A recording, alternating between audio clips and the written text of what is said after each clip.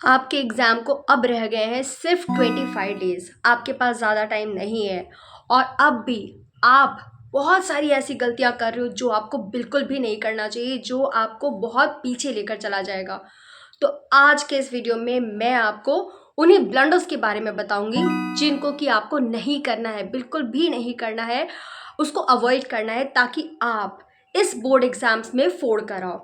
सो हाय टेंथीज, मेरा नाम है अदिति, मैं हूँ आपकी गाइड एंड मेंटोर। तो बेटा देखो, आपके एग्ज़ाम बहुत नियर आ चुके हैं। आपके एग्ज़ाम्स को रह गए सिर्फ 25 डेज़। इस 25 डेज़ में भी आप बहुत कमाल कर सकते हो, गज़ब के मार्क्स लेकर आ सकते हो। लेकिन बहुत सारे बच्चे ना बहुत सारी गलतियां कर रहे हैं, छोटी छोटी गलतियां कर रहे हैं, कुछ ब्लंडर्स भी कर रहे हैं जो आपको नहीं करना है। इसको करोगे ना, आपके मार्क्स कभी भी अच्छे नहीं आएंगे। आप जो बड़ा बड़ा टारगेट लेकर चल रहे हो ना, वो आप अचीव नहीं कर पाओगे।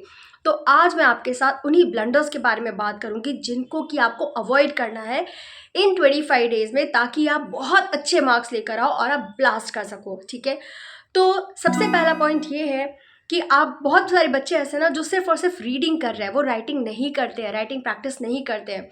तो बेटा जब तक आप लिख नहीं रहे हो आंसर्स को, आपको प्रेजेंटेशन स्किल्स कैसे आएगा? नहीं आएगा आपको प्रेजेंटेशन स्किल्स। आप जब तक लिख नहीं रहे हो, आपको टाइम मैनेजमेंट कैसे पता चलेगा? आपको कैसे पता चलेगा कि किस तरीके से आंसर्स को लिखना है? आपको टाइम फ्रेम के अंदर में आंसर्स को किस तरीके से लिखना है, कैसे आएगा? आपको कॉन्फिडेंस नहीं आएगा।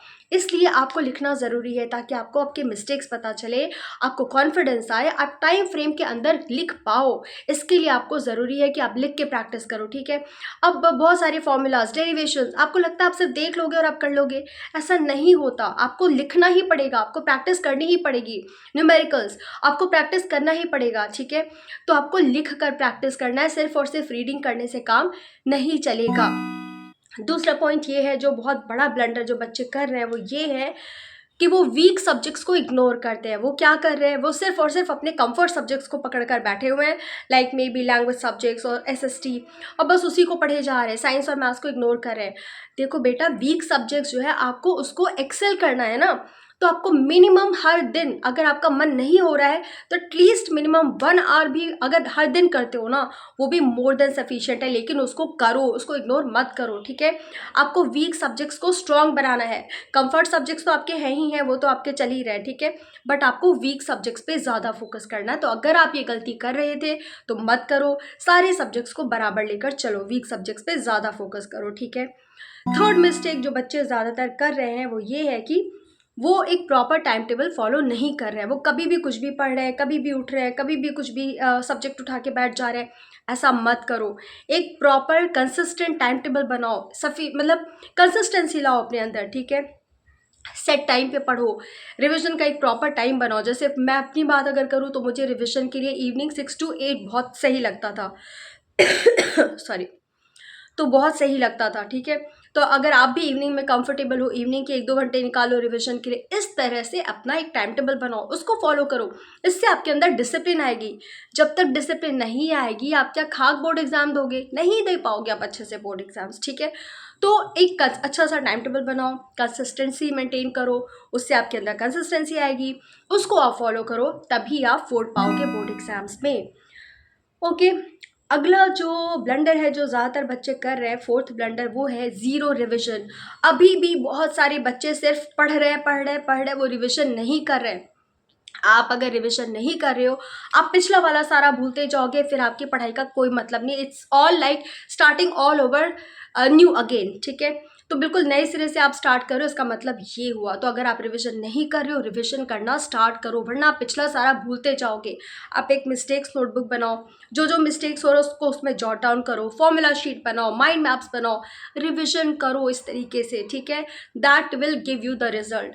फिफ्थ ब्लंडर जो ज़्यादातर बच्चे अभी भी कर रहे हैं वो ये है कि वो सैम्पल पेपर्स, बहुत सारे बच्चों को देख रही हूँ मैं, सैम्पल पेपर्स अभी भी नहीं लगा रहे हैं। अब नहीं लगाओगे तो कब लगाओगे? कब लगाओगे सैम्पल पेपर्स आप? अब कितना टाइम बच गया आपके पास? बेटा हर दिन आपको सैम्पल पेपर लगाना है, मिनिमम एक सैम्पल पेपर लगाना ही है। जब तक आप सैम्पल पेपर नहीं लगाओगे, आपको टाइम मैनेजमेंट कैसे आएगा? आपको क्वेश्चंस का आइडियाज़ कैसे आएगा? क्या क्या क्वेश्चंस एग्जाम में आते हैं और जो आते हैं उनके आंसर्स लिखने कैसे हैं? तो sample paper is that important. एक नहीं, दो नहीं, तीन तीन, चार चार सैम्पल पेपर्स लगाओ, वीक में ख़त्म करो। ठीक है, सैम्पल पेपर्स बहुत ज़रूरी है, सैम्पल पेपर्स के बिना आपका काम नहीं चलेगा। ओके, सो नेक्स्ट ब्लंडर जो ज़्यादातर बच्चे करते हैं वो है बहुत ओवर थिंकिंग करना और पैनिक मोड में आ जाना। इससे आपको कुछ भी हासिल नहीं होगा। आप पैनिक करके ना अपना ही नुकसान करोगे। आप जितना कूल रहोगे एग्ज़ाम में, आप उतने ज़्यादा अच्छे आंसर्स लिख सकते हो, आप अच्छा सोच सकते हो। अगर आप अभी से ओवर थिंकिंग करने लगे, अगर मुझसे मैथ्स नहीं बना तो मैं साइंस के लिए बना ही नहीं हूँ, बंद करो ओवर थिंकिंग। क्यों सोच रहे हो आप ऐसा? जब कोई एक बच्चा कुछ कर सकता है तो आप भी कर सकते हो। You are not less than anybody, ठीक है? आप किसी से कम नहीं हो। वो भी इंसान है, आप भी इंसान हो। जब वो कर सकता आप भी कर सकते हो। तो ओवर थिंकिंग करना बंद करो, अपने अंदर कॉन्फिडेंस लाओ और पैनिक मोड से बाहर आओ। इस बहुत ज़्यादा पैनिक हो रहा है, आप क्या करो, एग्ज़ाम हॉल में या फिर आप घर पे भी जब भी आपको पैनिक जैसा लगता है, आप 5 मिनट्स के लिए डीप ब्रीदिंग करो। इससे आप इमीडिएटली काम एंड रिलैक्स्ड फील करोगे। आप ट्राई करके देखो, मुझे बहुत फ़ायदा होता है इससे, आपको भी फ़ायदा डेफिनेटली होगा। आप ये ट्राई करो, ठीक है? जब भी आपको कुछ उल्टे सीधे थॉट्स आ रहे हैं या पैनिक हो रहा है, आप इसको फॉलो ज़रूर करो, ठीक है? इससे बचना है, ठीक है? लास्ट जो पॉइंट है जो ब्लंडर बच्चे कर रहे हैं वो है कि अभी लास्ट के टाइम पे बहुत सारे बच्चों ने स्लीप टाइम ही कम कर दिया है। वो 4 घंटे सो रहे हैं। मजाक चल रहा है यहाँ पे। 4 घंटे सोकर आप एग्जाम की तैयारी करोगे? Your exam is all about your brain, और जब तक आप सोओगे नहीं आपका ब्रेन रिचार्ज कैसे होगा? ब्रेन रिचार्ज करने के लिए आपको पता है सोना कितना ज़्यादा ज़रूरी है। आप स्टूडेंट हो, आपको मिनिमम 7 to 8 आवर्स सोना चाहिए, मिनिमम सोना चाहिए इतना, तभी आपका ब्रेन रिचार्ज करेगा। देखो हम रिलैक्स करते हैं दिन में, जब चाहे लेट जाते हैं, बैठ जाते हैं। हमारा ब्रेन कब रिलैक्स करता है? जब हम सो रहे होते हैं, ठीक है? तो उसका फ्यूल वही है। आपको उसको डेफिनेटली रिलैक्स देना है, आपको डेफिनेटली अच्छी सी नींद लेनी ज़रूरी है, वरना आप नहीं पढ़ पाओगे, ठीक है? तो अगर आप ये गलती कर रहे थे, आप कम सो के बैठ जा रहे थे पढ़ने के, तो ये मत करो। सोना इज़ दैट इम्पॉर्टेंट, ठीक है? और एक बात है, बहुत सारे बच्चे अपने हेल्थ का ख्याल नहीं रखते हैं। ब्रेकफास्ट स्किप कर देते हैं, चलो जल्दी से पढ़ने बैठ जाता हूँ। आप खाने पीने का ख्याल रखो, तभी आप पढ़ाई में फोकस कर पाओगे।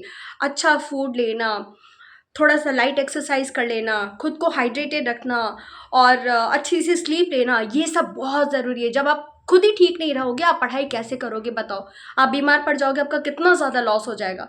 इससे अच्छा थोड़ा सा टाइम निकाल के सो लिया, खा लिया अच्छा खाना, थोड़ा लाइट एक्सरसाइज कर लिया, ये सब बहुत ज़रूरी है, ठीक है? Take good care of yourself, ताकि आप अच्छा पढ़ाई कर सको, ये बहुत ज़रूरी है। ओके, सो ये थे कुछ ब्लंडर्स जो आज मैं आपके साथ डिस्कस करना चाहती थी, जिससे आप अवॉइड कर पाओ एग्ज़ाम के पहले। अभी भी आपके पास 25 डेज़ है, 25 डेज़ बहुत है। आप बहुत अच्छा पढ़ाई कर सकते हो, बहुत अच्छा कमबैक कर सकते हो, ठीक है? तो लग जाओ पढ़ाई में। इन ब्लंडर्स को जो मैंने बताया नोट डाउन करो, अगर आप भी कर रहे थे इसको अवॉइड करो, आउट करो अपनी लाइफ से और एग्जाम में फोड़ कराओ। मेरे बेस्ट विशेस आप सबके साथ। अगर आपको ये वीडियो अच्छी लगी है तो वीडियो को लाइक कर देना, चैनल को सब्सक्राइब कर देना, क्योंकि ऐसे ही अच्छे अच्छे वीडियोज़ मैं आपके लिए काम के वीडियोज़ लाती रहूँगी। और जिन दोस्तों को इस वीडियो की ज़रूरत है, जो पैनिक मोड में है, जो अभी भी कुछ ब्लंडर्स कर रहे हैं, उनके साथ आप इस वीडियो को शेयर कर देना, उनकी भी हेल्प हो जाएगी। मिलते हैं अगले वीडियो में ऐसे ही इंटरेस्टिंग वीडियो के साथ। तब तक के लिए अपना बहुत ख्याल रखो और लग जाओ पढ़ाई में। बाय।